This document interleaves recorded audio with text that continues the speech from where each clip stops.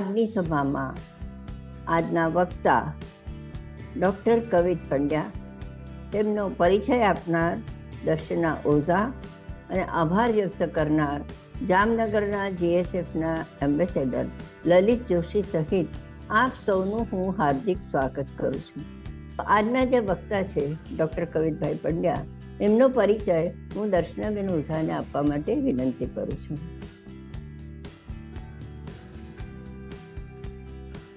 ખૂબ આભાર કોકિલાબેન. અને હું આગોતરો જ આભાર ગુજરાતી સાહિત્ય ફોરમ અને કોકિલાબેનનો માનું છું. આજે જે વક્તાનો પરિચય મારે આપવાનું છે બહુ સહજ અને આનંદ સાથે એ આપવાનું મને એટલા માટે ગમશે કારણ કે કવિતભાઈ એ વિભાગમાં જ એસએનડીટી મહિલા વિદ્યાપીઠ ગુજરાતી અનુસ્નાતક વિભાગમાં એ સાથે કલીગ રૂપે, મિત્ર રૂપે એ મારી સાથે જોડાયેલા છે. કવિતભાઈ એ એસએનડીટી મહિલા વિદ્યાપીઠમાં 2015માં જોડાયા. એ પહેલા પણ એ એનએસ પટેલ આણંદમાં કે ભાવનગર કોલેજમાં અલગ અલગ જગ્યાએ એમણે એના અધ્યાપક તરીકે સેવાઓ આપી છે. અને 2015માં એ મુંબઈ આવી રીતે વિભાગમાં એ જોડાયા. 2015 થી 2025ની આ જે એમની એક 10 વર્ષની જે સફર છે એમાં એમણે ઘણી બધા એવોર્ડો પ્રાપ્ત કર્યા છે.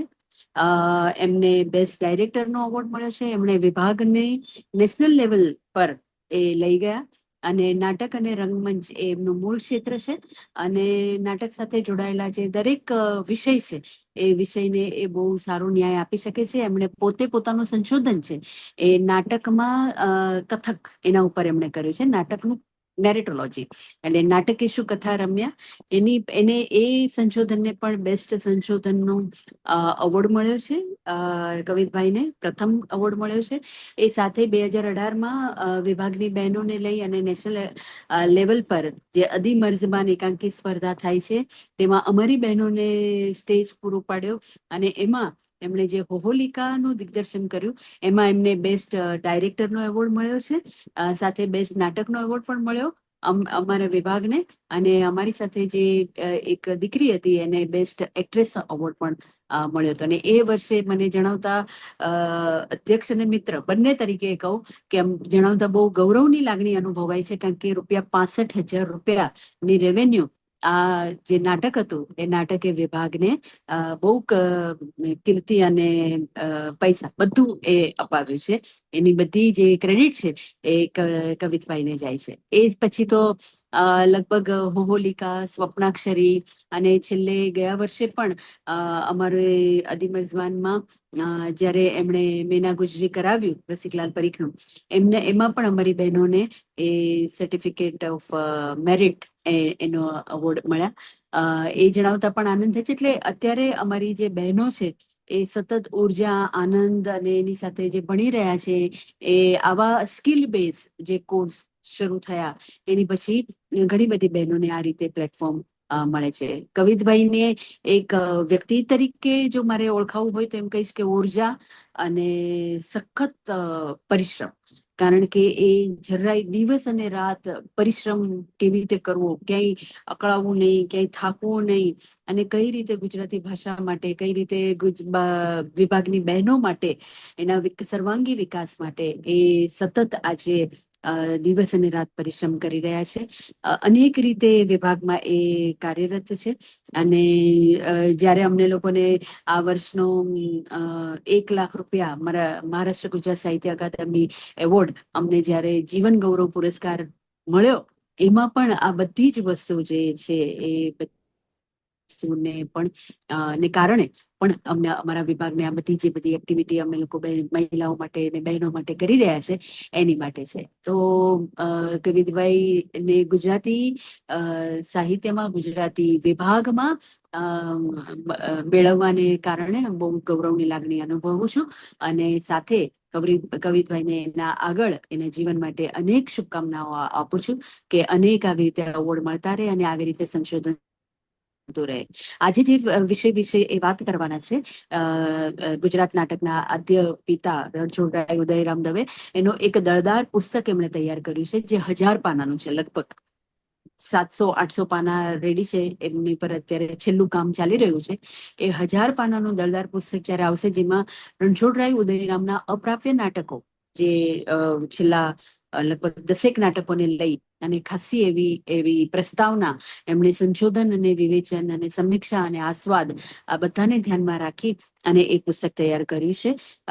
બહુ જ સુંદર પુસ્તક, વિભાગનું પ્રકાશન છે, એટલે એ રીતે પણ બહુ આનંદ અનુભવાય છે કે આજે કવિતભાઈ એક એવા વિષય પર વાત કરવાના છે ને એ અનેક લોકો સુધી પહોંચશે કે એ જે આદ્ય પિતા રણછોડરાય ઉદયરામ વિશેનો આખો જે ઇતિહાસ છે, એમને એક નાટકના આદ્ય પિતા તરીકે એની જે ઓળખ છે એ આજે સૌ સાથે એ વાત કરશે, એટલે જાણવાનું ખૂબ રસપ્રદ રહેશે.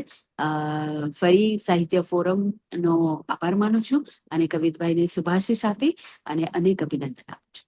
Thank you Kokilaben.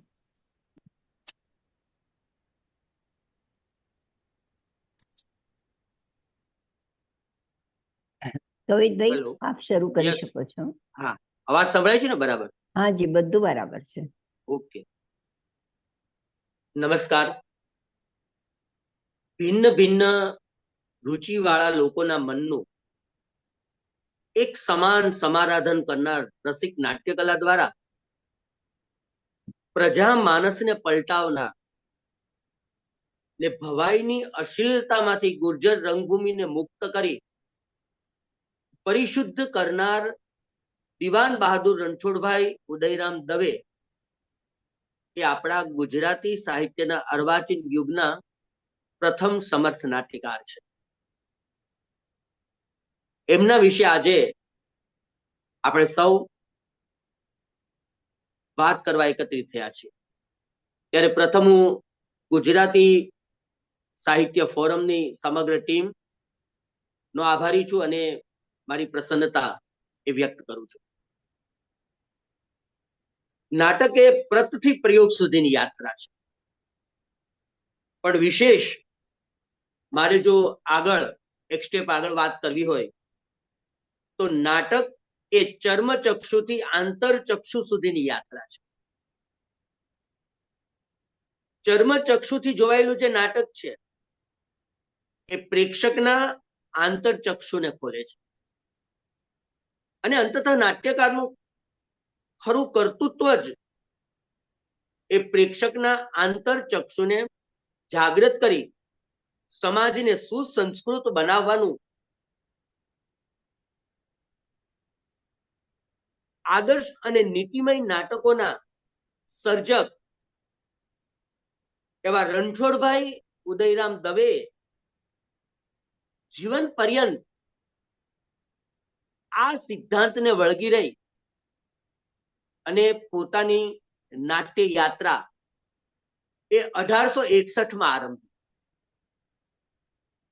એટલે નાટકનું કામ જ, ઉત્તમ નાટ્યકારનું કામ જ એ છે, એનું કર્તૃત્વ જ એ છે કે એમણે સમાજને સુસંસ્કૃત બનાવવાનો છે,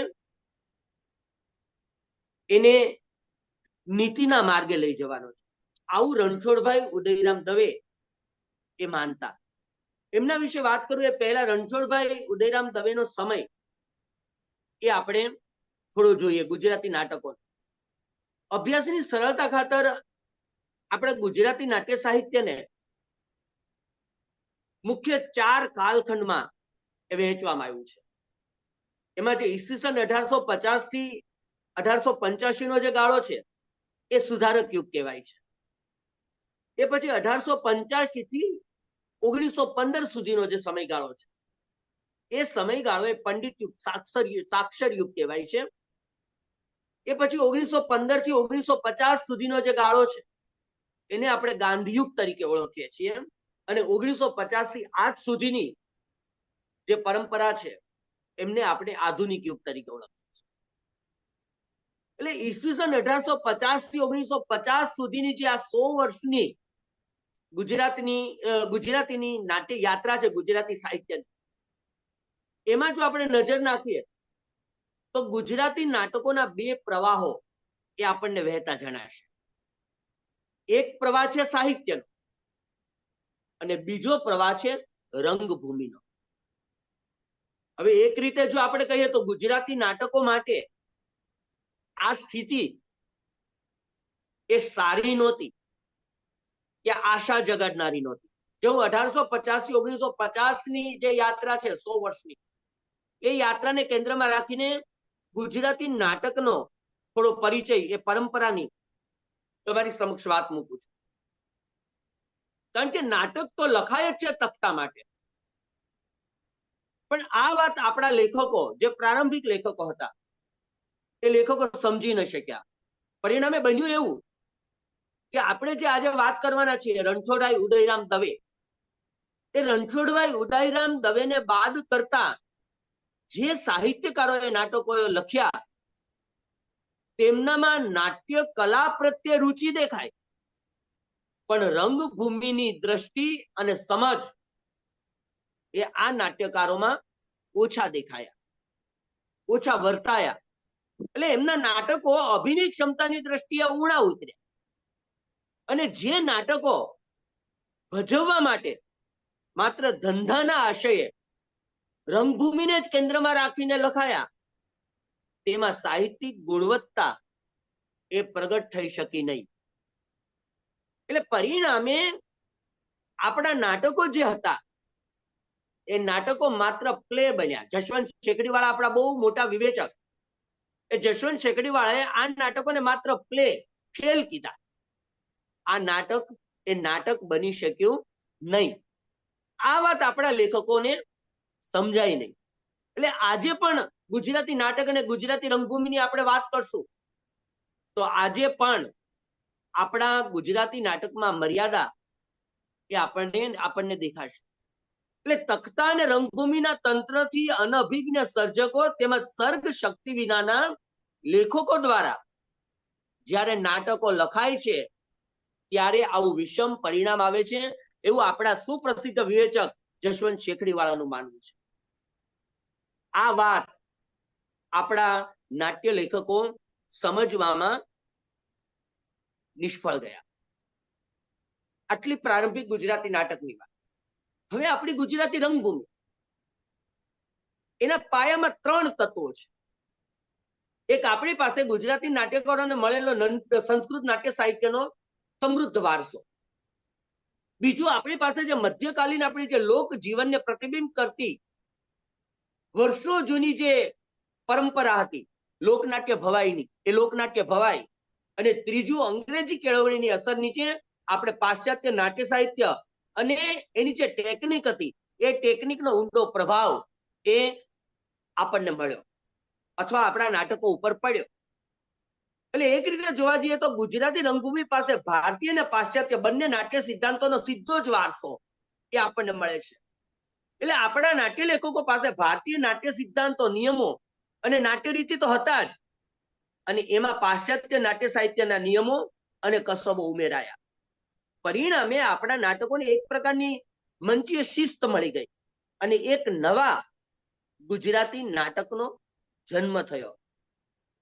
એ નાટકને સૌ પ્રથમ ભજવવાની પહેલ એ આપણે ત્યાં પારસીઓ દ્વારા એ કરવામાં આવી. એટલે પારસીઓએ જ ગુજરાતમાં સૌ પ્રથમ નાટ્ય મંડળીની સ્થાપના કરી, જેમાં આપણે દાહિયાભાઈ દેરાસરી છે, કે આપણે આખી એક પરંપરા કે ખુશરો કાબરાજી થી લઈ અને બધી જ પરંપરા એ આપણી નજર સામે. હું હમણે એ બધા મંડળીઓની વાત કરીશ.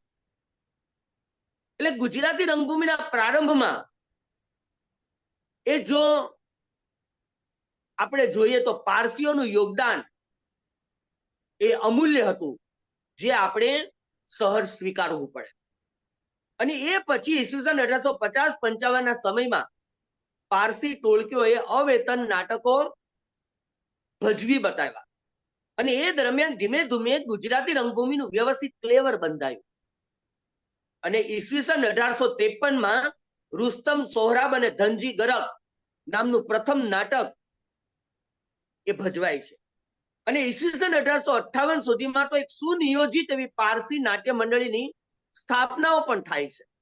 અને એ પછી 1862માં વિક્ટોરિયા નાટક કંપનીનો પાયો નંખાય છે. જ્યારે ગુજરાતી નાટકે 125 વર્ષ પૂરા કર્યા એ સમયે ચંચી મહેતાએ પારસીઓની આ જે પારસીઓનું જે યોગદાન છે એને પુરસ્કારતા કહ્યું કે ગુજરાતી નાટ્ય સાહિત્યમાં એમનું પ્રદાન ભલે ધ્યાનપાત્ર ન ગણાયું હોય, પરંતુ ગુજરાતી ધંધાદારી અને અવેતન રંગભૂમિના વિકાસમાં પારસીઓનું પ્રદાન આ 125 વર્ષ દરમિયાન એ અવગણી શકાય એવું નથી. અને એ પછી ઈસવીસન 1875 થી 1900 સૌરાષ્ટ્રમાં વાઘજીભાઈ આશારામ ઓઝા અને મૂળજીભાઈ આશારામ ઓઝા એ બે ભાઈઓએ મોરબી આર્ય સુબોધ નાટક મંડળીની સ્થાપના કરી. ત્રંબક ભાઈઓએ વાંકાનેર આર્ય હિતવર્ધક નાટક કંપનીની સ્થાપના કરી. દાહિયાભાઈ ધોળશાજીએ દેશી નાટક સમાજની સ્થાપના કરી. આવી અનેક ગુજરાતી ધંધાદારી નાટક મંડળીઓનો પછીથી પ્રારંભ થયો, જે એ જમાનામાં અત્યંત લોકપ્રિય રહી.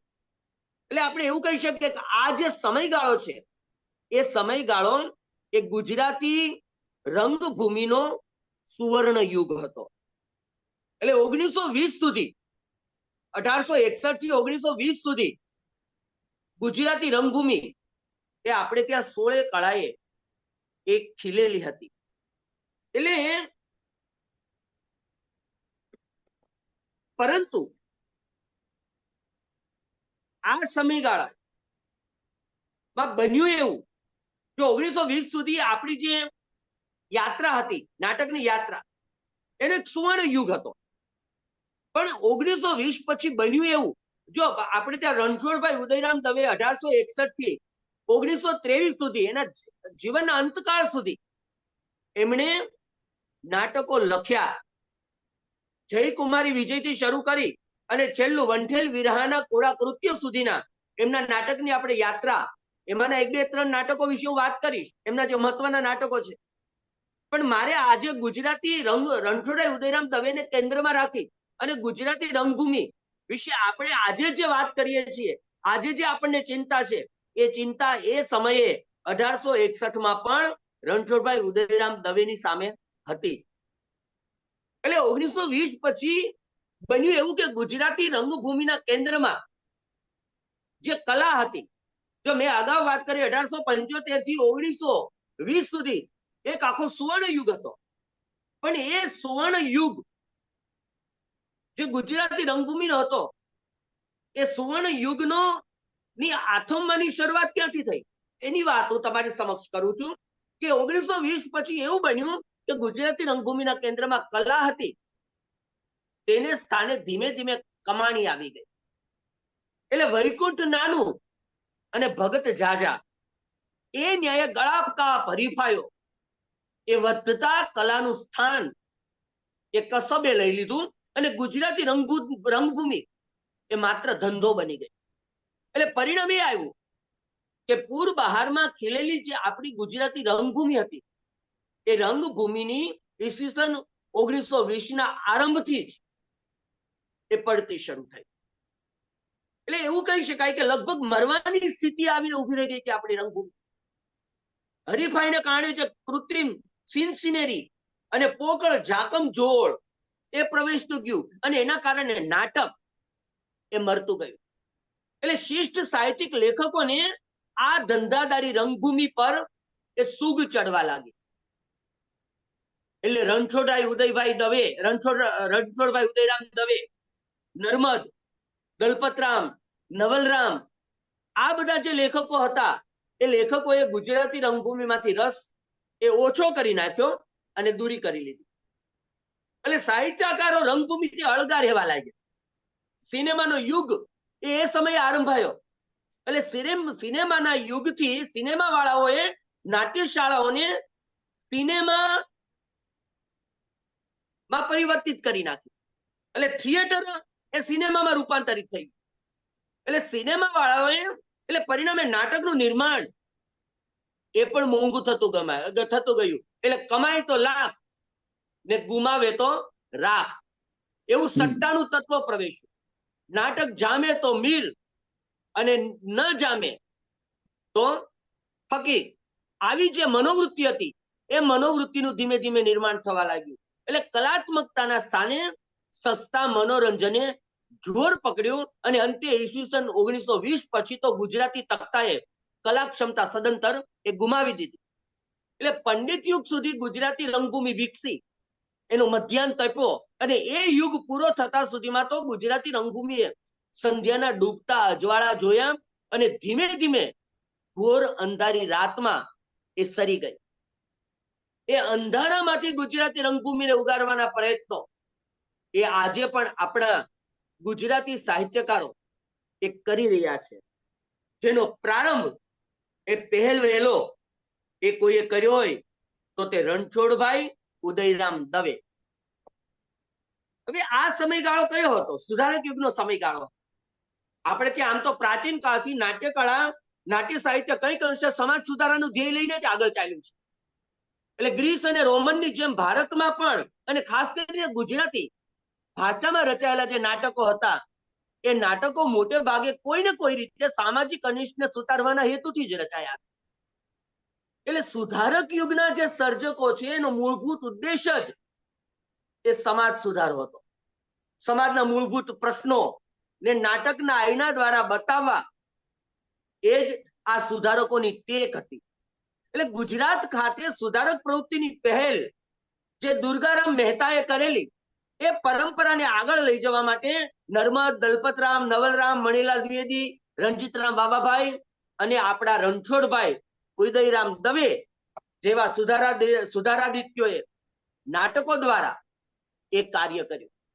એટલે મધ્યકાળના જે ધર્મ પ્રધાન જે સાહિત્ય હતું એમાંથી છૂટી સમાજ જીવનના પ્રશ્નોને આ સુધારકોએ નાટકોના આઈનામાં બતાવ્યું, જેનો મુખ્ય વિષય સ્ત્રી, લગ્ન, જ્ઞાતિ અને શિક્ષણ.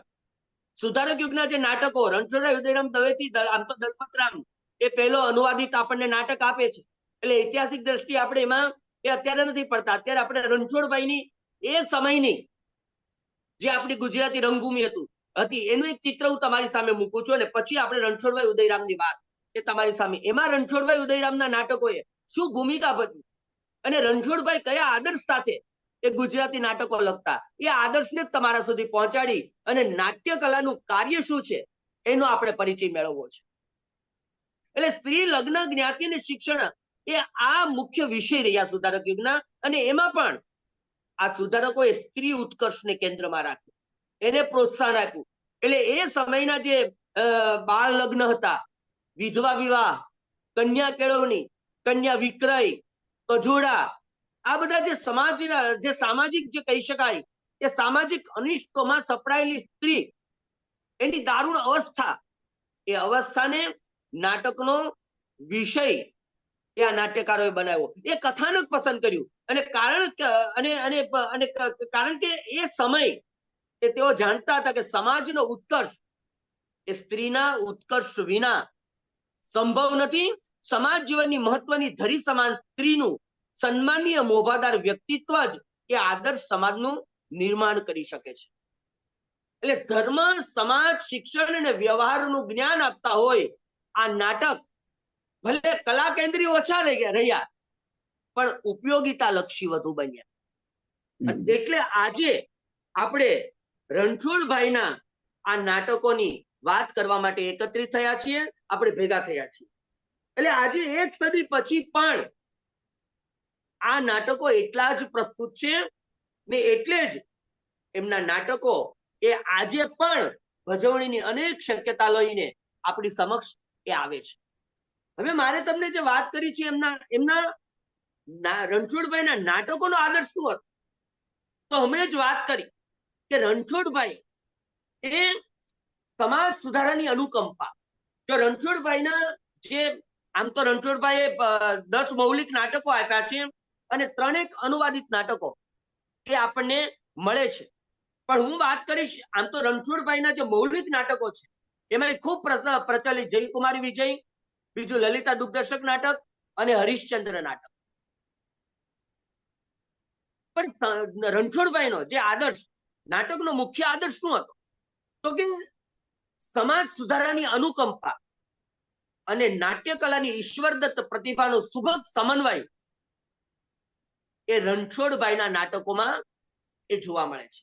એટલે રણછોડભાઈ માટે નાટ્ય સેવા એ સમાજ સેવાનો એક ભાગ છે. એટલે રણછોડભાઈ નાટકો લખવાની, સમાજની સેવા કરવા માટે નાટકો લખ્યા. એટલે એમનું સમગ્ર નાટ્ય સર્જન એ કલા કેન્દ્રિત તો રહ્યું જ, પણ એ વિશેષ સંસ્કાર કેન્દ્રી પણ બની રહ્યું. જો કે ગુજરાતી નાટ્ય સાહિત્યનો પ્રારંભ સમાજમાં સુધારો કરવાની ઉન્નત ભાવનાથી જ એ થયો છે.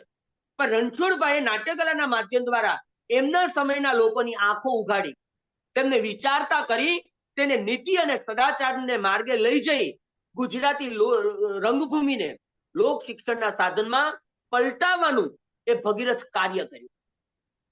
એટલે રણછોડભાઈની નાટ્યકલા દ્વારા એ સંસ્કાર ઘડતરની સેવાનું અમૂલ્ય કાર્ય થાય. રણછોડભાઈ તો માનતા કે રંગભૂમિ એ પ્રજાના સંસ્કારી જીવનનો માનદંડ છે. જો રણછોડભાઈના ગુજરાતી નાટક વિશેના શા માટે ગુર્જર રંગભૂમિના આદ્ય પિતા છે, નાટ્ય ઉપાસનાના એક આદ્ય જનક તરીકે આપણે રણછોડભાઈને શા માટે એમના નાટકો કોઈ ઊંડા એવા કલાના ખ્યાલો એ આપણી સામે મૂકતા નથી, પણ તેમ છતાં એમના નાટકોની આપણે નોંધ શા માટે લઈએ છીએ, એ વાત હું તમારી સમક્ષ એ મૂકી રહ્યો છું. એટલે રંગભૂમિ એ રણછોડભાઈ એવું સતત માનતા કે રંગભૂમિ એ પ્રજાના સંસ્કારી જીવનનો માનદંડ છે, જેનાથી જે તે પ્રજાની અંદર ઉચ્ચ કક્ષાના જીવન મૂલ્યોની આપણે માવજત કરી શકીએ છીએ. તો કેવી મોટી વાત. એટલે રંગભૂમિ નાટક લખનાર, આજે આપણે ત્યાં ઓછા નાટકો લખાય છે, બધાને ફરિયાદ છે કે નાટકો લખાતા નથી, નાટકો લખાતા નથી. પણ નાટ્યકાર પાસે સૌથી મોટી જવાબદારી છે, નાટ્ય લેખક પાસે સૌથી મોટી જવાબદારી છે. એ કઈ જવાબદારી છે એનું પ્રતિબિંબ એ રણછોડભાઈના ની આ વાતોમાં એ આપણને દેખાય છે, કે જેનાથી જે તે પ્રજાની અંદર ઉચ્ચ કક્ષાના જીવન મૂલ્યોની આપણે માવજત કરી શકીએ છીએ. આ એક એવી યુનિવર્સિટી છે, જો કેવી મોટી વાત કરે છે કે આ એક એવી યુનિવર્સિટી છે જ્યાં પ્રજાના સંસ્કારનું ઘડતર થાય છે, માનવ જીવનના સંસ્કારની પ્રતિષ્ઠા એ કરવામાં આવે છે. રણછોડભાઈનો નાટ્ય સર્જન માટેનો એ આ મહત્વનો આદર્શ હતો. આપણે ત્યાં આપણા જે કાકા સાહેબ કાલેલકર છે, એમણે તો નાટ્યકલાનું મહત્વ આપતા આ જ વાત કરી છે. કાકા સાહેબ કહે છે કે નાટ્યકલા એ તો આર્ય કલા છે અને એ દ્વારા સમાજની ઉત્તમોત્તમ સેવા થઈ શકે છે. લોક સત્તાના જમાનામાં જ પ્રજાને સાચી કેળવણી આપવાની જરૂર છે. સાચી કેળવણી એટલે પ્રજાની લાગણી ઉત્તમોત્તમ રીતે કેળવવી, તે એવી કેળવણી આપવામાં નાટ્યકલા ઘણો અસરકારક ભાગ ભજવે છે. રણછોડભાઈએ કાકા સાહેબ કાલેલકરના આ શબ્દોને એ સાદ્યંત એ ચરિતાર્થ કર્યા છે એમના નાટક. એટલે રણછોડભાઈ સ્પષ્ટપણે માનતા જ કે જ્યાં સુધી ગુજરાતી રંગભૂમિ પ્રત્યે આપણી ઉન્નત કે ઉદાત્ત ભાવના પેદા નહીં થાય, નાટક લખો પણ લખતા પહેલા તમારી રંગભૂમિ પ્રત્યેની ભાવના, એક ઉદાત્ત ભાવના, ભવ્ય ભાવના એ તમારી એની સાથે સંકળાયેલી હોવી જોઈએ. કે જ્યાં સુધી ગુજરાતી રંગભૂમિ પ્રત્યે આપણી ઉન્નત કે ઉદાત્ત ભાવના પેદા નહીં થાય, આપણું માનસ એ સંસ્કારી નહીં બને અને શિષ્ટ ગણાતા નાટકો એ રંગભૂમિ પર પ્રસ્તુતિક્ષમ બની સફળતા નહીં મેળવે, ત્યાં સુધી ગુજરાતી રંગભૂમિનો ઉદ્ધાર એ શક્ય નથી. એટલે રણછોડભાઈ રંગભૂમિ માટેના મુખ્યત્વે બે આદર્શો આપણી સામે મૂક્યા. એક કે વિકૃત માનસ અને એની રુચિનો અનાદર. નાટક એ વિકૃતિ વગરનું હોવું જોઈએ, કોઈ પણ પ્રકારની વિકૃતિ નહીં, સાદ્યંત. એટલે ભરત મુનિના એ પરમ ઉપાસક, એની વાત કે જયકુમારી વિજય નાટકનું સર્જન કઈ રીતે થયું એની હું જયારે વાત કરીશ ત્યારે તમને રણછોડભાઈનો સાચો પરિચય થશે. એટલે વિકૃત લોકમાનસ અને એની રુચિનો અનાદર, આ એનો પહેલો મહત્વનો આદર્શ. અને બીજો મહત્વનો આદર્શ, તેની સામે હિંમત ભેર ઝઝૂમવું. જો આ શબ્દ બહુ મહત્વનો છે, કારણ કે 1923 સુધી, જીવન પર્યંત, જીવનના અંતિમ શ્વાસ સુધી રણછોડભાઈ ઉદયરામે ગુજરાતી રંગભૂમિને બચાવવાના અનન્ય પ્રયત્નો કર્યા. એટલે પોતાના જે આદર્શો છે એ આદર્શોને સાથે રાખીને રણછોડભાઈએ ગુજરાતી નાટકને નીતિબોધક, રોચક, સ્વતંત્ર અને સહેતુક બનાવ્યા. પરંતુ એનો અર્થ એવો નથી કે એમણે નાટકો માત્ર, જો આ વસ્તુ મહત્વની છે, એમણે નાટકો માત્ર ઉપદેશ જેવા લખ્યા છે એવું નથી. આ સ્વરૂપગત વિશેષતાઓને તેઓ તેજે વિસર્યા નથી નાટકની. રંગભૂમિ પ્રત્યે જે સમયે કોઈનું પણ ધ્યાન ગયું ન હતું, ત્યારે રણછોડભાઈએ લિટરરી ફોર્મ અને થિયેટ્રિકલ ફોર્મ એ બંનેને રંગમંચ પર એકબીજામાં એકરૂપ કરી પ્રેક્ષકોને નાટ્ય કલાની અખિલાઈનો પરિચય કરાવ્યો. જો લિટરરી ફોર્મ અને થિયેટ્રિયલ ફોર્મ, આ બંને ફોર્મ એ રણછોડભાઈના નાટકોમાં એ સિદ્ધ થાય છે. એટલે એમની સર્વોત્તમ નાટ્યકૃતિઓ, તમે જયકુમારી વિજય અને લલિતા દુઃખદર્શક આ બે નાટકો ના પરિચયમાં આવશો ત્યારે તમને એ ખ્યાલ આવશે. એટલે ગુજરાતી નાટક અને ગુજરાતી રંગભૂમિને એક સાથે ગૌરવાન્વિત કરનાર રણછોડભાઈ ઉદયરામ દવે એ આ રીતે ખરા અર્થમાં ગુર્જર રંગભૂમિના આદ્ય પિતા છે. એમને એક જિંદગી વિશે એવું એક ચિંતનાત્મક કાવ્ય છે. એમાં એમણે જિંદગી વિશેની બધી જ વાત એ રણછોડભાઈ એ મૂકી છે.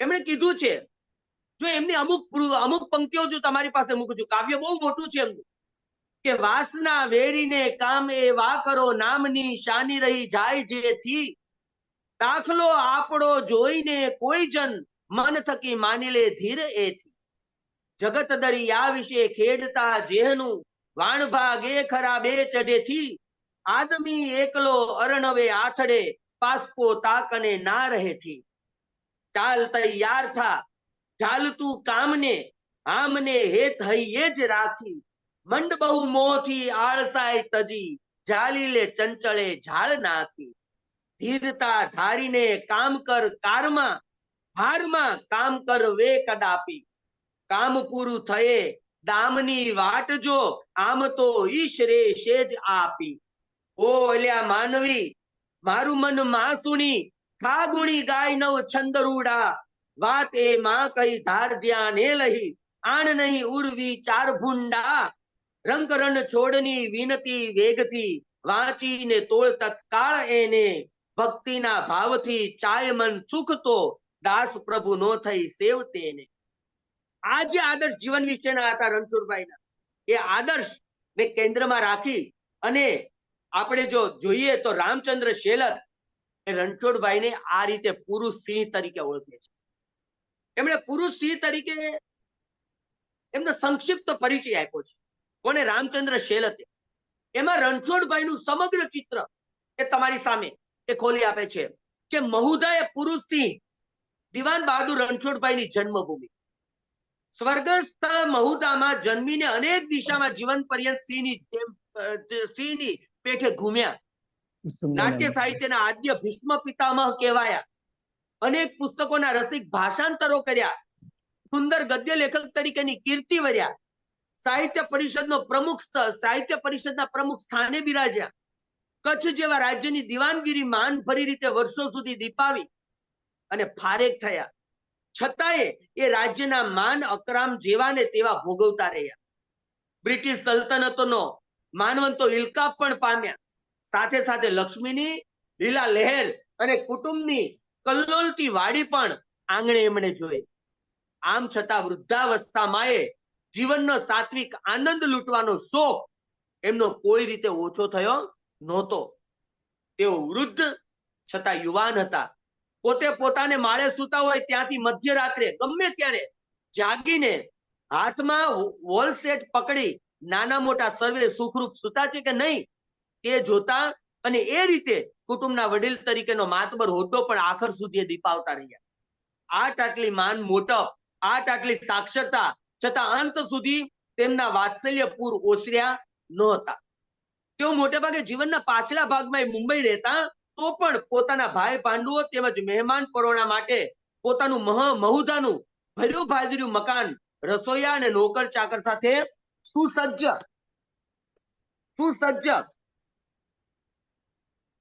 એ રહેતું અને તેઓ નિત્ય નવું જીવન એ જીવવાને અંતાવસ્થા સુધી એ ઉત્સુક હતા.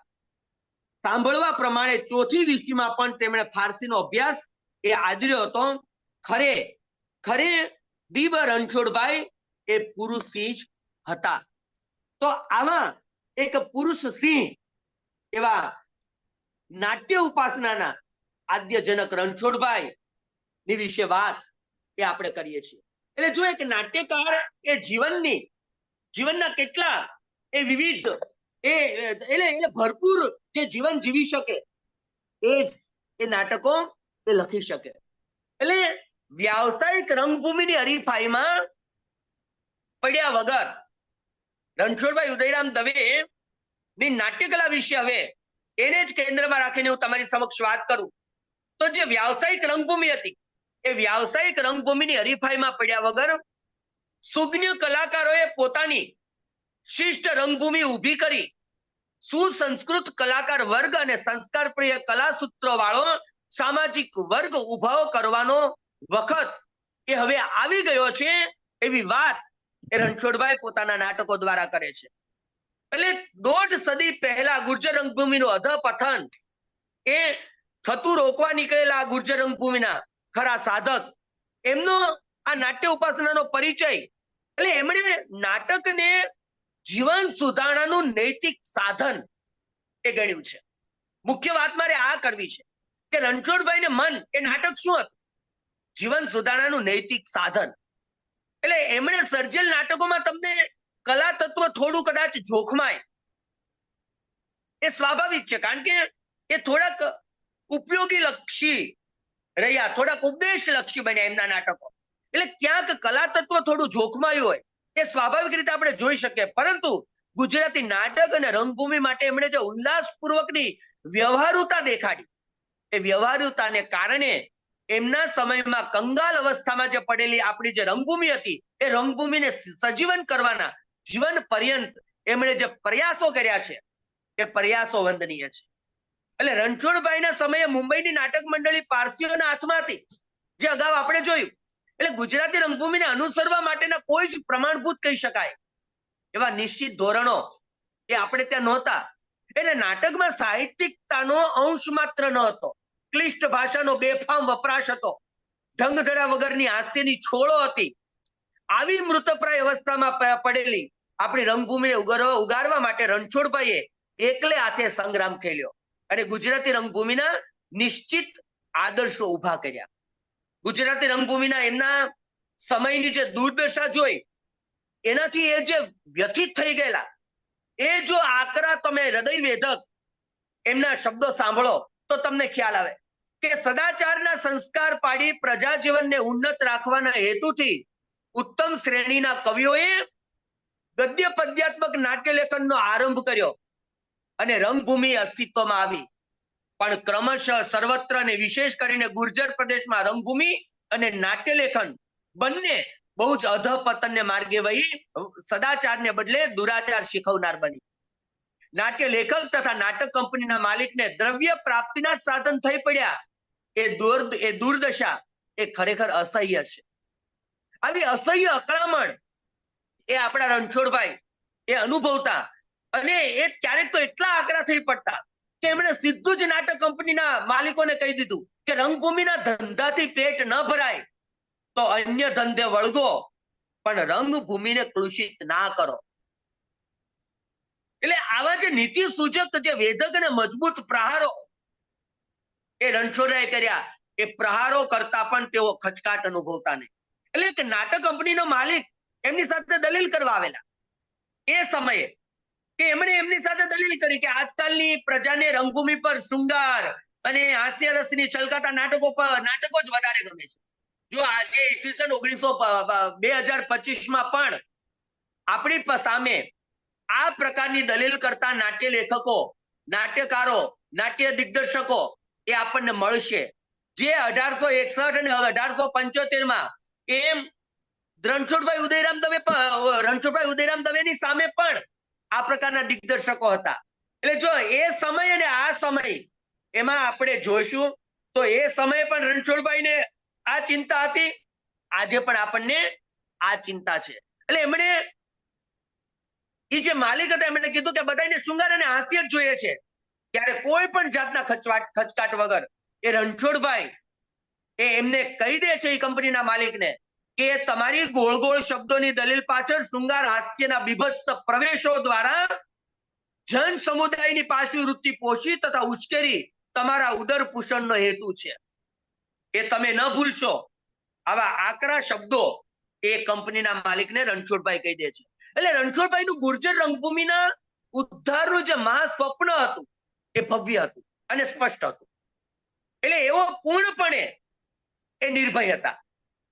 એટલે સહેજે ભય વગર એકલે હાથે એમણે સંગ્રામ ખેલ્યો ગુર્જર રંગભૂમિ. એટલે મેં આગળ કીધું ને કે નાટકમાં એ વિકૃત મનોભાવને એ પ્રવેશવા એ વિકૃત મનોભાવનો અનાદર કર્યો અને એકલે હાથે ઝઝૂમ્યા એ આ રણછોડભાઈ છે.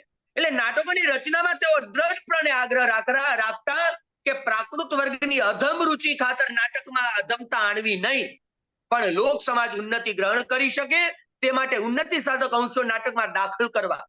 નાટક લખનારે હલકા વર્ગની રુચિને સંતોષવાનો અથવા તો નીચલા વર્ગના તમાશબીનોને માટે જ લખવાની પાયરે ઉતરી જવું જોઈએ નહીં, પણ લેખકે તો એ વર્ગને પોતે નિર્માણ કરેલા ઉચ્ચ આદર્શે લઈ જવાય એવી રીતે લખવું જોઈએ. સમાજમાં શાંતિ અને વ્યવસ્થા જાળવવા માટે હલકા નાટકોને હલકી ફિલ્મોને દેશ હોતો આપી દેવો જોઈએ. નાટક માત્ર જન મનોરંજનાર્થે જ ના હોઈ શકે. તેનો અંતિમ ઉદ્દેશ તો નીતિને પોષવાનો અને માનવ જીવનને ઉન્નત કરવાનો છે. નીતિ વિમુખતા અને અશ્લીલતા ગુજરાતી રંગભૂમિ ઉપર શી રીતે નભાવી લેવાય. રણછોડભાઈએ આ આક્રોશ જે કરેલો એ સમયે એ આજના નાટ્ય કલાકાર વેપારીઓએ પણ સાંભળવું અનિવાર્ય છે. અને આ આક્રોશ એ સાંભળીને એમના મનમાં જો કોઈ પ્રકારની અસર થાય તો એ અસર પણ એમણે એ અનુભવવી અને ગુજરાતી નાટકને ફરી પાછું એ જીવંત કરવાના પ્રયાસો. એટલે આપણે એક જોવા જઈએ ને તો આપણા ગુજરાતી નાટકમાં આજે પણ જે સાહિત્યિક નાટકો અને રંગભૂમિના નાટકો, આ બંને નાટકો એ અલગ પડી ગયા છે. ખરેખર નાટકે આ બંનેના સમન્વયથી ચાલવાનું છે. સાહિત્યિકતા અને મંચીયતા આ બંનેનો સુભગ સમન્વય એ સમયે રણછોડભાઈના નાટકોમાં એ આપણને જોવા મળે છે. એટલે રણછોડભાઈને આપણે એવો પ્રશ્ન પૂછી શકાય કે આ આપણા આદ્ય ઉપાસક છે રણછોડભાઈ, એનું ગુજરાતી રંગભૂમિના પ્રદાન શું? તો એના જવાબ 5 છે. એક, કે એમણે ગુજરાતી રંગભૂમિને નીતિબોધક અને રોચક બનાવી. 2, આપણા આદ્ય ઉપાસક રણછોડભાઈએ ગુજરાતી રંગભૂમિને સહેતુક અને સ્વતંત્ર બનાવી. આટલી વાત પછી ત્રીજી જે રણછોડભાઈ આપણને જે આપ્યું એમાં ત્રીજી જે વાત છે, એમણે ગુજરાતી રંગભૂમિને અશ્લીલતા અને ગ્રામ્યતામાંથી એમણે બહાર કાઢી. એમની ચોથી જે ગુજરાતી રંગભૂમિની સેવા છે કે વિકૃત લોકરુચિનો અનાદર કરી રંગભૂમિના ઉચ્ચ આદર્શો એ સ્થાપિત કરવા. અને એમની 5મી નાટ્ય સેવા કે સુરુચિ અને સંસ્કારને પ્રાધાન્ય આપી હિન્દુ સમાજમાં સુધારો કરવાની ભાવના પેદા કરી. રણછોડભાઈની ગુજરાતી રંગભૂમિને આ 5 પ્રકારની એમની સેવા છે. એટલે પોતાના આદર્શોને એમણે જીવન પર્યંત એ રણછોડભાઈ વળગી રહ્યા. એમણે આ દ્વારા જે અધમ તમાશબીનો હતા એ અધમ તમાશબીનોના રુચિતંત્રમાંથી ગુજરાતી તખ્તાને બહાર કાઢવાનો પ્રયાસ કરી ગુજરાતી રંગભૂમિના ઉત્કર્ષ માટે એમણે સદા પ્રવૃત્ત અને અગ્રેસર રહ્યા. અને આપણી જે પ્રારંભિક રંગભૂમિ છે એ રંગભૂમિને એ રણછોડભાઈનું આ અમૂલ્ય પ્રદાન છે.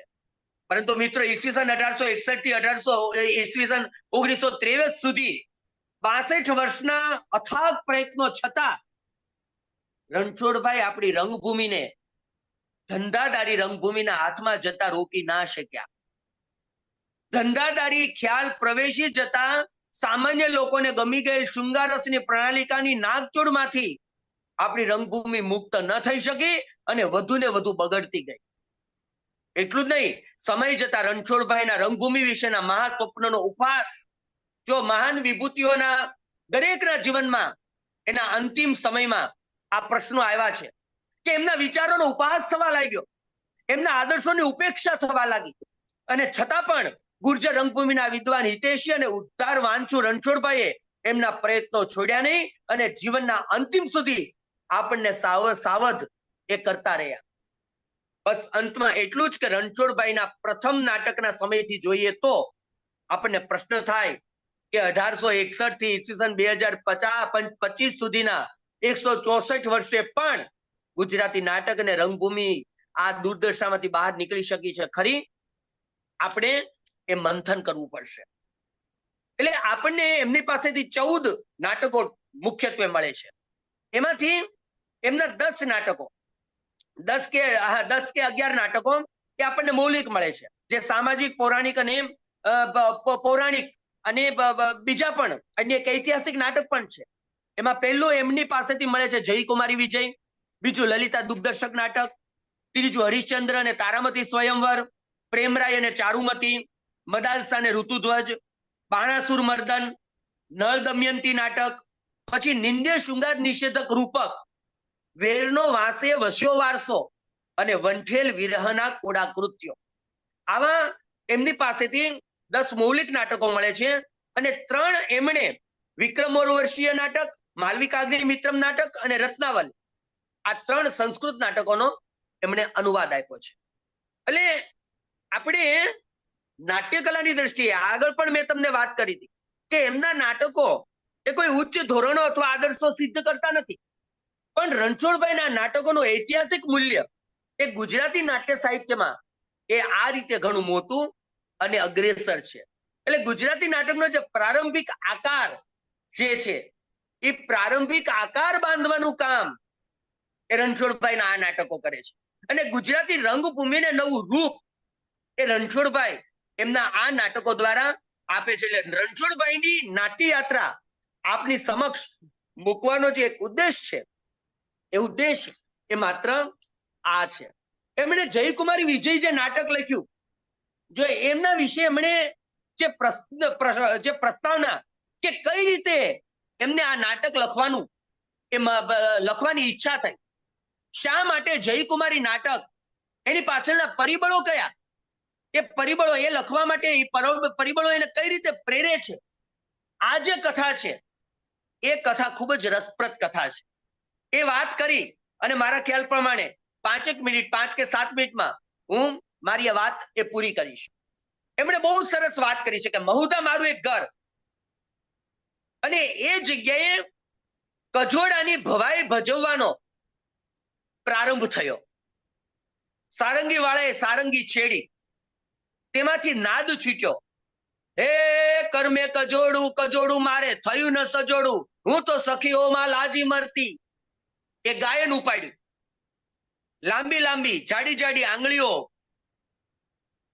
કોડિયા જેવા કપાળે ધરીને કિસ્મતના કુડા બનાવવાનો હાવભાવ કરતો, રેતીના બિછાના ઉપર ઢળી ઢળીને પોતાના ઘોઘરા અવાજથી તરુણ નાયિકાનો વેશધારી ગાવા લાગ્યો. 20 વર્ષની યુવક અબલા બનેલી આ વેશધારી સ્ત્રીનું ગાયન સાંભળીને એક વેગળે બેસેલો છોકરો દોડી આવ્યો. તેને કજોડાના નાયકની ભૂમિકા ભજવવા ભૂંગળવાળા પાસેથી ભૂંગળ ખેંચી લઈને પોતાની પરણેતર વહુ એ કેટલી ઊંચી છે તેનું માપ લેવા લાગ્યો.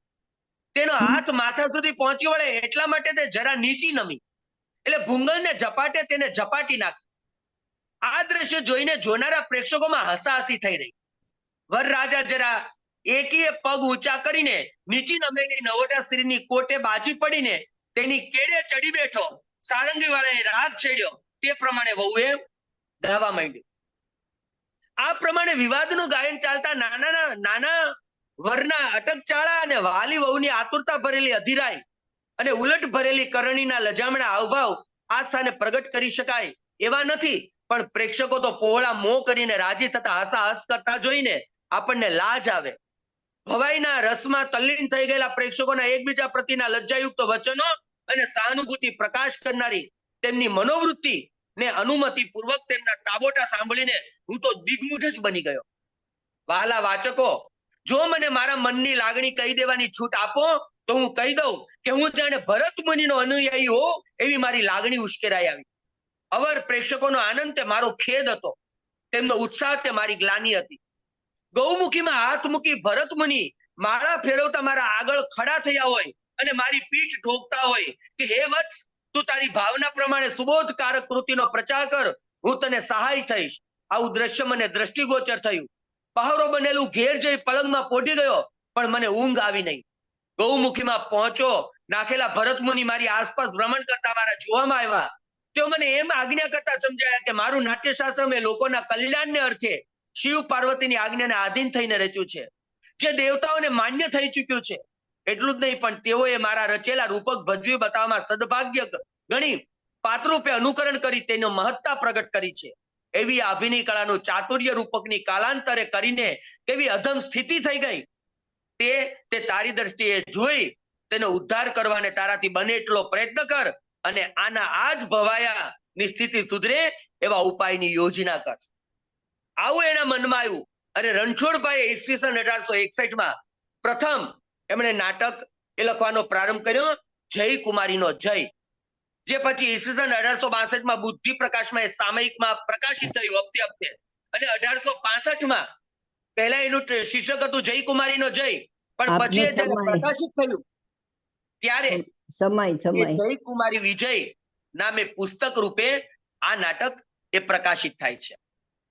એટલે રણછોડભાઈનું આ નાટક 2 જ મિનિટમાં વાત પૂરી કરું છું કે જય કુમારી વિજય નાટક અને લલિતા દુગ્દર્શક નાટક એ બંને એમના સામાજિક નાટક છે. એમાં રણછોડભાઈનું આ પ્રથમ સામાજિક નાટક છે. એમાં ગરીબ કુટુંબની પણ સુશિક્ષિત કન્યા જયકુમારીના ગુણ પર એક ધનવાન અને કેળવાયેલો પુરુષ પ્રાણલાલ એ આકર્ષાય છે અને અનેક મુશ્કેલીઓમાંથી પાર પડી તેની સાથે લગ્નથી જોડાય છે. આ મુખ્ય એ કથા વસ્તુ. એટલે એમણે અહીં સ્નેહ લગ્નને એ પ્રાધાન્ય આપ્યું. તો લલિતા દુગ્દર્શક એ આ નાટ્યકારને આદ્ય પિતા તરીકેનું બિરુદ, એની ઓળખ એ અપાવે છે લલિતા દુગ્દર્શક. એમાં એમણે ગુજરાતી નાટકની એક આખી કાયાપલટ કરી નાખી.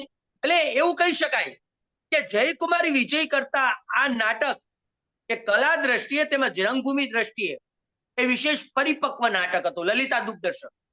એટલે એ જમાનામાં વેરની શૈક્ષણિક અને સાંસ્કૃતિક યોગ્યતા જોવાને બદલે માત્ર ઊંચું કુળ જોઈને પરણાવી દેવામાં આવતી દીકરીને, અને એના કારણે એ જે દારૂણ પરિસ્થિતિમાંથી પસાર થતી એનું કરુણ કથાનક એ લલિતા દુગ્દર્શકમાં એ પસંદ કરવામાં આવ્યું છે. એટલે જો જયકુમારી વિજયમાં સ્નેહ લગ્નને પ્રાધાન્ય આપ્યું અને લલિતા દુગ્દર્શકમાં કજોડાને કારણે ઉભા થતા પ્રશ્નો એ કેન્દ્રમાં આવ્યા. અને એ પછી હરિશ્ચંદ્ર નાટક, એ હરિશ્ચંદ્ર નાટકનો એ સમયે 1100 શો થયેલા. આમ તો લોકો એવું કહે છે કે તમિલ નાટકમાંથી એમનો અનુવાદ છે, પણ મારી દ્રષ્ટિએ હરિશ્ચંદ્ર નાટક એ અનુવાદ નથી, પણ એમણે પણ આગળ સ્વીકાર્યું છે પ્રસ્તાવનામાં કે મેં થોડા જૂજ બધા ફેરફારો કર્યા છે. એટલે ભલે એમણે તમિલમાંથી એ નાટકનો અનુવાદ કર્યો છે, પણ એ નાટક એમણે પોતાના મૌલિક ફેરફારો કરીને એમને ગુજરાતી કરવાનો પ્રયત્ન, એ ગુજરાતીકરણ કરવાનો પ્રયત્ન એ તમને હરિશ્ચંદ્ર નાટકમાં જોવા મળશે. એટલે હું એ નાટકને અનુવાદ નથી કહેતો, પણ અનુસર્જન એ કહું છું. એટલે જો આજે મારો આશય એ રણછોડભાઈ ઉદયરામ દવે એ નાટક વિશે શું માનતા, એના આદર્શો શું હતા, અને એ રીતે નાટ્ય કલાના આદર્શો શું છે એનું એક ચિત્ર તમારી સમક્ષ એ મૂકવાનો પ્રયાસ હતો. મારે એમના નાટકો જે 10 નાટકો હતા એમની માત્ર કથા વસ્તુ તમારી પાસે નહોતી મૂકવી, પણ રણછોડભાઈએ જ્યારે નાટકો લખવાનો પ્રારંભ કર્યો ત્યારે આપણા ગુજરાતી નાટકની, આપણી ગુજરાતી રંગભૂમિની સ્થિતિ શું હતી એ સ્થિતિનું ચિત્ર પણ સાથે સાથે પેરેલલ તમને મળતું જાય. અને એક એવો આદર્શ નીતિયુક્ત એવો આપણો નાટ્ય લેખક એ સમાજ સામે કેટલો જંગ છેડે છે અને અનેક પડકારો એની સામે છે, છતાંય એમણે નાટકને એ કેટલું પવિત્ર એ જાળવી રાખ્યું એનો એક આદર્શ એ મારે તમારી સમક્ષ એ મૂકવો હતો. અને એ માટે આજે મેં તમારી સમક્ષ આદ્ય નાટ્યકાર આપણા ગુર્જર રંગભૂમિના આદ્ય પિતા એવા રણછોડભાઈ ઉદયરામ દવે ની નાટ્યકળાનો તમને પરિચય કરાવ્યો.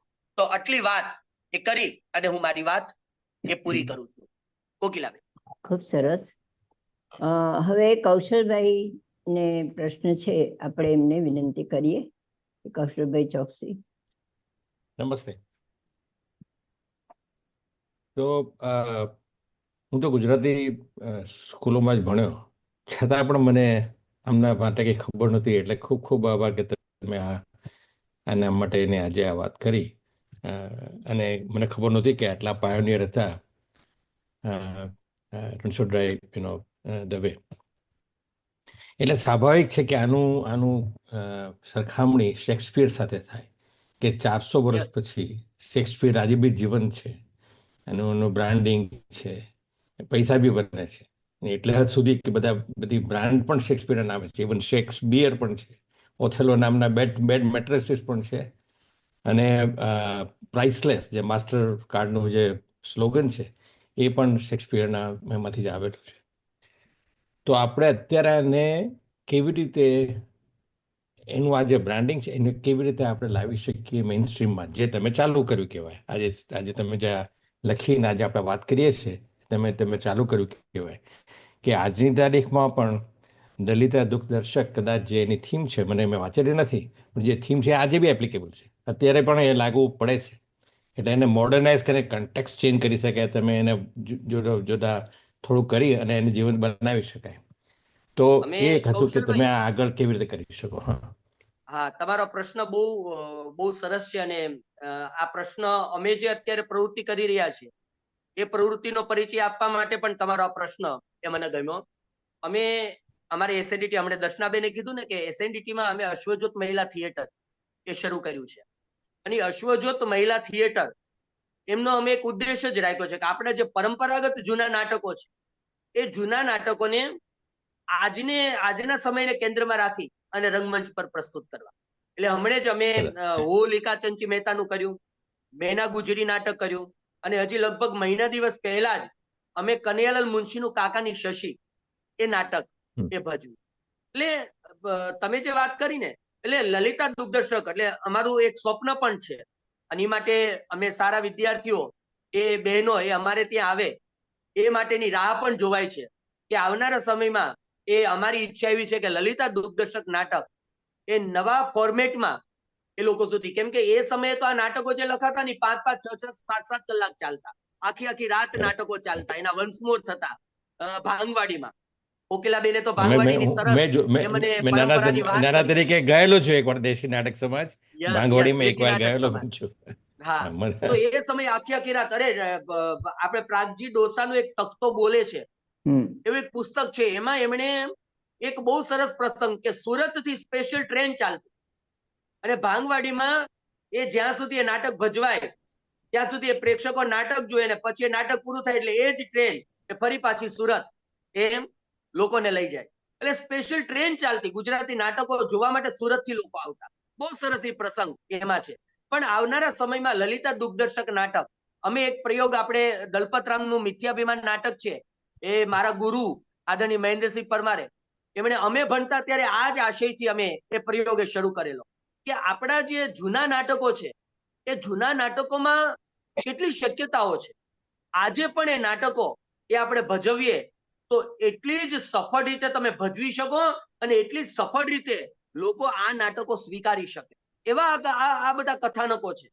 પણ આપણે અત્યારે મેં તો એક જગ્યાએ આ વિધાન કરેલું છે કે પારસી નાટકોએ આપણને રંગભૂમિ આપી, પણ આપણે જે પારસી જે શૈલીના નાટકોએ આપણે જે નાટકોનો જે આપણે હાથ પકડી લીધો ને, પરિણામે આપણું જે ગુજરાતી નાટક હતું એ ગુજરાતી નાટક આપણા હાથમાંથી એ છૂટી ગયું અને આપણે એ પરંપરાને પકડી લીધી. એટલે ભલે પારસીઓનું યોગદાન તો અમૂલ્ય છે ગુજરાતી નાટકમાં, એને તો આપણે સહજ સ્વીકારવું જ પડે, પણ એક જે આપણા નાટકો આજે પણ એક જે કહી શકાય ને કે એક જે પડકારનો સામનો કરે છે એના કેન્દ્રમાં પણ એ આ પારસી નાટકોની પરંપરા જ છે, જેને આપણને આપણી જે ગુજરાતી થિયેટર હતું. એટલે જ મેં આજે રણછોડરાય ઉદયરામના નાટકો નું સંશોધન કર્યું, એને મેળવ્યા. એનું પાછળનું કારણ જ એ હતું કે આ નાટકો લોકો જો વાંચશે કે તો આપણને ખ્યાલ આવશે કે ઓહો આપણી પાસે આવી. એ સમયે એમણે નાટકની અંદર નાટક એ ભજવાય એ માટે પ્રોજેક્ટરનો ઉપયોગ કરે, એટલે એ માટે એમણે એક ફિલ્મ બતાવેલી.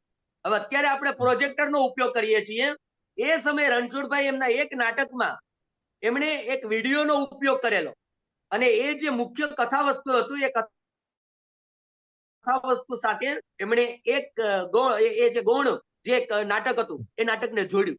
એટલે ઘણી એવી પ્રયુક્તિઓ છે જે પ્રયુક્તિઓ રણછોડભાઈ એ સમયે આપણને બતાવી હતી. તમે જે તો કહ્યું ને તમારી કે વાત એ નીતિ બહુ સારી છે, નીતિ અને અમે એવા પ્રયાસો એ અત્યારે કરી રહ્યા છીએ કે આપણી જે જૂની નાટક છે, નાટ્ય પરંપરા છે, એને આજે સજીવન કરવાનો સમય એ હવે આવી ગયો છે. તમે જે કહ્યું ને નીતિ બોધક અને રોચક, બરાબર છે, Yes. જે નીતિ એ બે વસ્તુ તમે લાવી હોય તો એવું નથી લાગતું કે ગુજરાતી શાળાઓમાંથી જ આ સ્ટાર્ટ થવું જોઈએ, ત્યાંથી ખબર પડવી જોઈએ કે, કારણ કે પછી બહુ મોડું થઈ જાય ને. એટલે જ્યારે ગુજરાતમાં જ પણ હું જ્યારે ગુજરાતી મીડિયમમાં ભણ્યો ત્યારે મને ખબર નથી આ બધી અમુક તો એટલે તો અમે છે આજની ને તારીખમાં તો અત્યારે કૌશલભાઈ, અત્યારે અમે જે અમારા વિભાગમાં જે અમારું ગુજરાતી ડિપાર્ટમેન્ટ છે એમાં આ જ પ્રયાસ કરીએ છીએ. મુંબઈની જે બધી સ્કૂલો છે એ સ્કૂલોમાં અમે વાચિકમના પ્રયોગો કરીએ છીએ, પઠન કરીએ છીએ, સારી સારી આપણી કવિતાઓ, સારી સારી વાર્તાઓ, અને આ જે નાટકો છે એ નાટકો મુંબઈની સ્કૂલોમાં અમે ભજવવા જઈએ છીએ. એટલે લોકોના જે પ્રશ્નો છે ને કે હવેના લોકોને આ પ્રકારના નાટકો ગમતા નથી, માત્ર હાસ્ય જ ગમે છે. આ જે બધા ધંધાદારી રંગભૂમિના જે આ બધા જે ખોટા જે બધા આપણી સામે જે દલીલો છે, એ દલીલો એ લગભગ એ ખોટી દલીલો છે. કારણ કે અમને બહુ સારા, હમણાં જ અમે જે આ કાકાની શશી ભજવું લગભગ 1923માં લખાયેલું નાટક, 25માં લખાયેલું નાટક, એ અમે જયારે 2025માં ભજવીએ ત્યારે એટલી જ સફળતાથી 350 પબ્લિક કાંદિવલીમાં એ નાટક જુએ છે. એટલે તમારે આજના સમયમાં નાટકોને થોડા મૂકવા પડે એમ છે. બાકી લોકો તો આજે પણ આ નાટકો એને સારું નથી મળતું માટે એ જોવે છે, પણ જો તમે સારું આપો તો એ રાહ જોઈને બેઠા છે કે અમારે સારું જોવું છે. એટલે તમારો પ્રશ્ન એ રીતે એ આજના સમયમાં પ્રસ્તુત છે. Thank you. હવે ભદ્રાબેન બડગામમાં પૂછે છે કે વેન એન્ડ વાય, ક્યારે અને શા માટે ગુજરાતી સોંગ્સ ઇન્ટ્રોડ્યુસ થયા નાટકની અંદર, કે પહેલેથી સોંગ હતા અંદર? એટલે આપણે ત્યાં ભાંગવાડીના ને બધા નાટકો હતા ને, એમાં આમ તો સંસ્કૃત નાટકની મેં તમને શરૂઆતમાં કીધું ને, સંસ્કૃત નાટક, ભવાઈ, આ પરંપરા આપણી સામે હતી. એટલે પદ્યાત્મક નાટકોની એક આપણી પરંપરા જ હતી. એટલે ગાયન, વાદન અને નર્તન એ તો આપણા નાટકની, એ ત્રણેયનું સંયોજન એ જ આપણા નાટકની ઓળખ હતી. પણ પછી આપણે ત્યાં જે પ્રારંભ થયો ને માત્ર ગદ્ય નાટકો લખાવાનો, એ પ્રારંભ કર્યો કનૈયાલાલ મુનશીએ. મુનશીએ પદ્ય ક્યાંય કોઈ પણ એમના નાટકોમાં એમણે ગીતોનો ઉપયોગ જ નથી કર્યો, પૂર્ણ ગદ્ય નાટકો. એ મુનશી પછી, કનૈયાલાલ મુનશી પછી આપણે ત્યાં લખાવાના શરૂ થયા. કારણ કે આપણી એક પરંપરા હતી આપણા નાટકની, ગુજરાતી નાટકની, જે ગાયન, વાદન અને નર્તન, ટોટલ થિયેટર એને કહીએ છીએ આપણે. એ ટોટલ થિયેટર આપણી પરંપરા હતી. એટલે પરંપરાથી જ આપણે ગીત, સંગીત અને નૃત્ય એ આપણા નાટકમાં હતું જ. પણ આપણા નાટકમાં એ ઓછું થયું એ કનૈયાલાલ મુનશીના નાટકથી, જે પછી ફરી પાછું આધુનિક, જ્યારે આપણા આધુનિક યુગના નાટકો આવ્યા એમાં ફરી પાછું એ ગીત, સંગીત, આપણી ભવાઈની શૈલી એનો ઉપયોગ થવા લાગ્યો. પણ વચ્ચેનો એક જે ગાળો હતો 30-40 વર્ષનો, એ ગાળામાં મોટા ભાગે ગદ્ય નાટકનું મુખ્ય કેન્દ્ર એ રહ્યું. હવે ભદ્રાબેનનો જે સવાલ છે એમાં મારો પણ સવાલ છે કે ગુજરાતી નાટકમાં સ્ત્રીઓએ કામ કરવાનું ક્યારથી શરૂ કર્યું? આપણે, મને યાદ છે જયસુંદરી કરીને હતા, જયશંકર સુંદરી, એ સ્ત્રીનું પાત્ર ભજવતા હતા, પણ સ્ત્રીઓ પોતે જ ક્યારથી નાટકમાં આવી? એટલે આપણે ત્યાં મેં કીધું ને કે 1920 પછી જે એક આખી નાટકની પરંપરા ચાલુ થઈ, એ પછી આપણે ત્યાં, કારણ કે જૂની આપણી જે ગુજરાતી રંગભૂમિ હતી, ભાંગવાડીના નાટકો ને એ બધા હતા, એમાં પણ ધીમે ધીમે એ પરંપરા શરૂ થઈ ગઈ કે જયશંકર સુંદરી પછી આપણે ત્યાં સ્ત્રી પાત્રોએ સ્ત્રી પાત્રો પાસે સ્ત્રી પાત્રો કરાવવા. હમ. એનો અને આપણા જે ચંચી મહેતા એમણે તો આગ્રહ રાખેલો કે પુરુષ પાત્ર સ્ત્રી પાત્ર નહીં ભજે, સ્ત્રી પાત્ર સ્ત્રી પાત્ર ભજે, પુરુષ પાત્ર જ પુરુષ પાત્ર ભજે. આવા આગ્રહો એ સમય એટલે ગાંધી યુગથી આપણે ત્યાં શરૂ એ સ્ત્રી કર્યું. પાત્રો એ સૌથી વધુ આમ તો પંડિત યુગથી એનો પ્રારંભ થઈ ગયેલો, પણ કહેવાય છે કે એનો જે એક આખો યુગ એટલે સ્ત્રી પ્રવેશી નાટકમાં એ આપણે જોઈએ તો મુનશી પછીના નાટકોમાં એ આપણે જોઈ શકીએ. ખૂબ સરસ. સમય તો ઘણો જ ગયો છે, પણ એક અમારે એક જગદીશભાઈ કરીને છે દવે, એમણે 50 વર્ષના ગુજરાતી મરાઠી નાટક પર સંશોધન કર્યું છે. તો જગદીશભાઈ, આજે તો આપણે 2-3 મિનિટ જ લઈશું. આપને શું કેવું છે? આવો જગદીશભાઈ.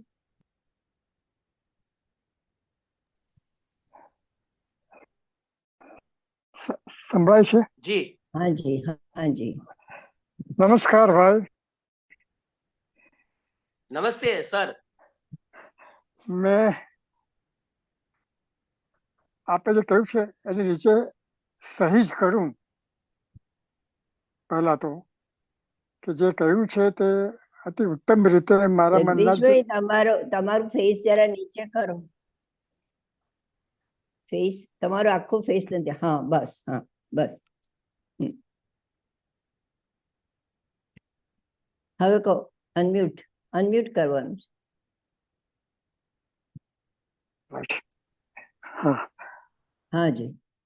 હા. તો ગુજરાતી અને મરાઠી સામાજિક નાટકો 1850 થી 1900 સુધી એના પર જ મેં પીએચડી કરેલું. અને આપણે જે કહ્યું તે બધા રણછોડરાયના બધા જ નાટકો અર્થાત મેં જોયા, વાંચ્યા. તે વખતે ભજવણીનો બધો જે હતું એ પણ મને ખ્યાલમાં છે. એનો હું અત્યારે વિસ્તાર નહીં કરું, એની વાત પણ નહીં કરું. કરવા માંગુ છું, કરી રહ્યા છું, બાળકોથી માંડીને તે બધા પ્રેક્ષકો માટે. એ બહુ જ અભિનંદનીય છે, ઘણું સરસ છે. અને રણછોડભાઈ વિશે મારે અર્થાત બીજી કેટલીક વાતો કરવાની હતી, પણ અત્યારે સમય નથી. રણછોડભાઈ વિશે રંગમોહીના પિતા ખરા, પણ નાટકના થયા ખરા, એવા કેટલાક સવાલો એ ઉગે છે, પણ એની ચર્ચા અત્યારે હું નહીં કરું.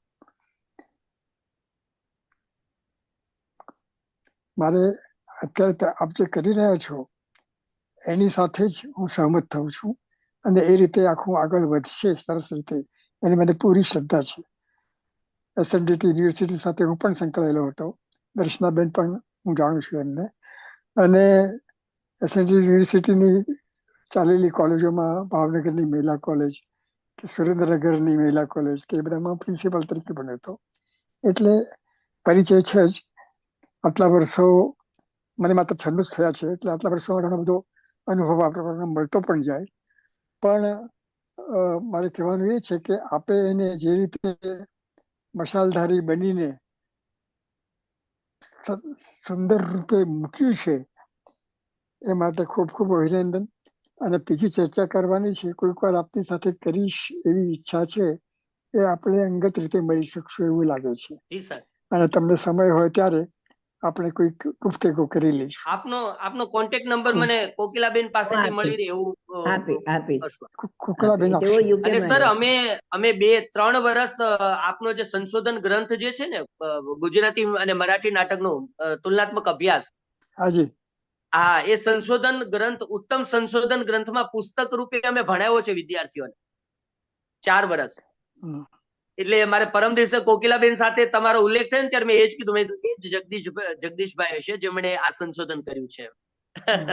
એટલે આજે તમને મળવાનો અને જોવાનો યસ આ જ પુસ્તક. અને હા, બરાબર છે. અને ખૂબ ઊંડાણપૂર્વકનું કોકિલાબેન આ જે સંશોધન છે એ 1850 થી 1900 સુધીના જે 50 વર્ષની આપણી નાટ્ય પરંપરા છે ને એને જો જાણવી ગુજરાતી અને મરાઠી બંને, તો એટલું સમાંતર એ ઉત્તમ સંશોધન ગ્રંથ છે આ, કે હરેક સંશોધન કરનાર વિદ્યાર્થીઓ, આજે મારી 2 વિદ્યાર્થીનીઓ એ આ ગ્રંથને એ આદર્શ ગ્રંથ રૂપે પોતાની પાસે રાખી અને એમનું સંશોધનનું કામ કરે છે. એટલે જગદીશભાઈ, આપનો આ ગ્રંથ એ અમે આ રીતે ખૂબ જ ઉપયોગમાં લઈએ છીએ અને આપ ખૂબ જ સન્માનીય છો અમારી માટે. ખૂબ આનંદ થયો, પણ તમે પ્રણામ. જે આજે કરી ખૂબ આનંદ થયો આપને મળીને. આપણે વાત કરીશું. યસ આભાર. યસ. અને જે હું કરી રહ્યા આપીશ છો તે માટે આભાર. નંબર આપીશ કવિતભાઈ તમને. જી બેન, જી જી. સુરેન્દ્રભાઈ, કોકિલાબેન ને તો એમ કહે છે કે દર વખતે જે કોઈ આવે તેની હા સાથે મારે સંબંધ હોય જ છે. આવે જ છે, જુઓ ને. હવે પણ દરેક એમાં હું શું કરું? કવિતભાઈ, તમે એમનું એક વાક્ય સાંભળ્યું, મને માત્ર 96 જ થયા છે, માત્ર. હા. સુરેન્દ્રભાઈ, આપણે કઈ કેવું છે આજે? છે કે નહીં? હા, સંભળાય છે ને? હા જી. હા, નમસ્તે કોકિલાબેન, કવિતભાઈ, જગદીશભાઈ. કવિતભાઈ, આજે હું Yes, કઈ sir. વધારે અમે બને ત્યાં સુધી નથી જ કહેતો.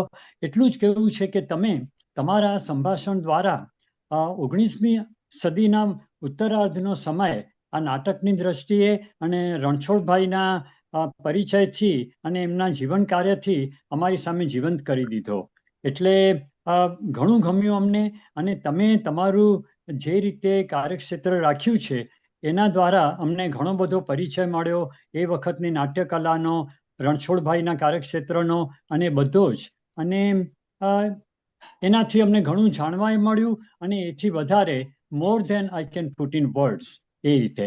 અને ચંચી મહેતાના નાટકો વાંચ્યા છે અને મારે સદનસીબે ચંચી મહેતાને હું અંગત રીતે ઓળખતો એ ખરો. એમને 3-4 વાર મળવાનું બન્યું હતું અને થોડીક વાતચીત થઈ હતી, એટલે વિશેષ. તો બસ તમારા આભાર સાથે મારે આજે આટલું જ કહેવું છે.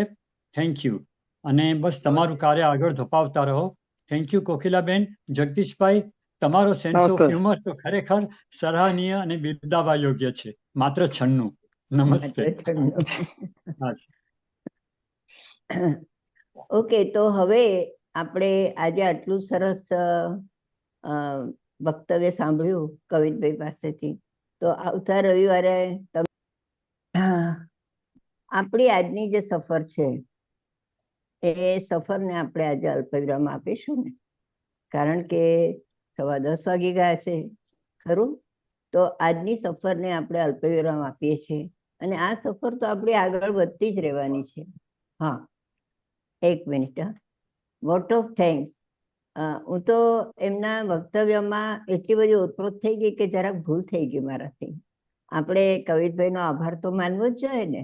તો લલિતભાઈ જોશીને વિનંતી કરીશ, જેઓ અમારા જામનગરના એમ્બેસેડર છે, એમને વિનંતી કરીશ કે તેઓ આભાર વ્યક્ત કરે. પહેલા તો તમારો આભાર કોકિલાબેન કે સતત અણનમ કોવિડ પછી આટલી બધી આ બધી સભાઓ તમે ચાલુ રાખો છો અને આવા સરસ સરસ વક્તાઓ લઈને આવો છો. આજે ગુજરાતી સાહિત્ય ફોરમના માધ્યમથી કોકિલાબેન ચોકસી આપના પ્રયત્નથી અને કૌશલભાઈ આપના ઇન્ટરેસ્ટથી અને રિંકીબેન આપના ટેકનિકલ સપોર્ટથી આવા સરસ વક્તા જે રંગભૂમિ સાથે હું સંકળાયેલો છું ત્યારે મને બહુ જ આનંદ થાય કે જે કદાચ અમે અમારી યાત્રામાં આ બધા પાસાઓથી અવેર નહોતા અને આ બધા પાસાઓ સાંભળવા મળ્યા. આ વ્યક્તિનો એક અલગ પરિચય અમને જાણવા મળ્યો, રણછોડભાઈ ઉદયરામ દવેનો. અને એ પણ કવિતભાઈએ જે સરસ રીતે અભિવ્યક્ત કર્યો અહીંયા શબ્દોના માધ્યમથી, એ માટે ખૂબ ખૂબ આભાર. પણ મારી પહેલાના જે વક્તા હતા એમણે એમનો ખૂબ જ આભાર માની લીધો છે. તો એ જ શબ્દોમાં મારા આભાર સાથે બહુ જ ખરેખર એમ કહેવાય ને કે આવી એક વિરલ વ્યક્તિ આ સાહિત્ય માટે, એટલે કે ગુજરાતી સાહિત્ય રંગભૂમિ માટે આટલા ડેડિકેટેડ હશે એ જાણીને ખૂબ ખૂબ આનંદ થયો. અને એટલે જ આ રંગભૂમિ આવી રીતના કવિતભાઈએ જેમ કહ્યું ને કે શાળાઓમાં જઈને પણ અમે આ પ્રયોગો કરીએ છીએ, લોકો આવકારે છે. 25ની સાલનું હોય નાટક અને આજે 100 વર્ષે વળી પાછું 2025માં ભજવાય તો આવકાર્ય છે. તો એ ક્યારે શક્ય બને? જ્યારે કવિતભાઈ જેવી વ્યક્તિઓ હોય. પછી જગદીશ અંકલ, જેમનો પણ અત્યારના કદાચ મને પહેલો પરિચય થયો. તો આવી બધી વ્યક્તિઓના કારણે આ નાટ્ય ભૂમિ આપણી જીવંત રહેશે, ગુજરાતી નાટક. અને ફરી આવા ને આવા સરસ વક્તાઓ ગુજરાતી સાહિત્ય ફોરમમાં આવતા રહેશે. એ માટે ખૂબ ખૂબ આભાર. અને ફરીથી કવિતભાઈ, આપનો ખૂબ ખૂબ આભાર આવી વિશિષ્ટ સંવાદ બદલ. Thank you. નમસ્તે, પ્રણામ, સૌને પ્રણામ. પ્રણામ. સરસ. અને થોડી પૂર્તિ કરીને હું આભારમાં કે તમારો જે પરિચય આપ્યો દર્શનાબેન ખૂબ સુંદર રીતે ટૂંકમાં પણ ખૂબ જ ઊંડાણથી પરિચય આપ્યો તે બદલ દર્શનાબેનનો પણ હું ફોરમ તરફથી આભાર માનું છું.